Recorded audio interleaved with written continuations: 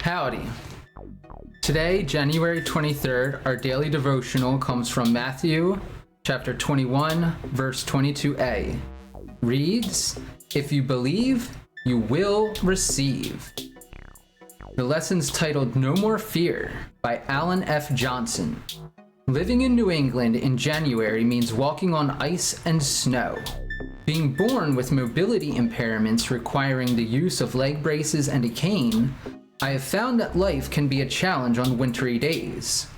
For this reason, I love today's Bible text because of its main theme.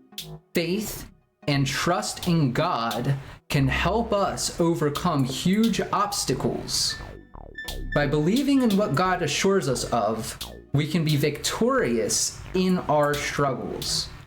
So what truth does today's passage point to as we travel a slippery path? I believe it is this.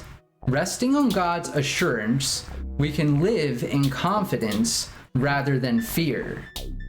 Each day, you and I are asked to choose to live either in fear or in God's reassuring promises. I hope we will choose to lay hold of God's hand as we walk what oftentimes is a rough and scary road. How has Jesus calmed your fears? For me, this is very relevant, and it's very easy to answer that question because of three main reasons. One is that I've lived in New England, and I understand the exact references to it being slippery up there. Two, I'm disabled and I have mobility impairments. Mine have come with time and my age as my disabilities have set in, and it's been rough. Losing something that I've had, such as mobility, and then not having it anymore. That is a big change to adapt to.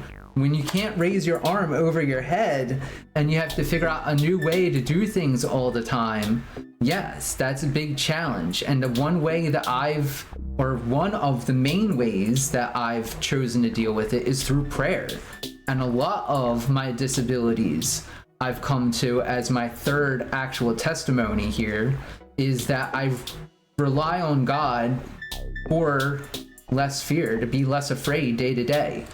I used to be a very pessimistic person. I had a lot of anxiety. I was always worrying about what challenge was going to come up next. What unexpected thing did I have to prepare for? But you can't prepare for the unexpected. That's why it's unexpected. Yet my anxiety was so high, that's all I wanted to do was to be prepared for every possible failure or outcome, whatever it might have been.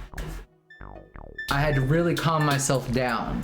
And even now, revisiting it, the thought I have to calm myself down. And it's through God and through prayer that I'm able to really calm my soul and go through day to day without worrying about what unexpected thing the next day is going to bring. And I choose to live in the present by holding God's hand. I hope this is a real testimony for someone who needs to hear it. Thank you very much.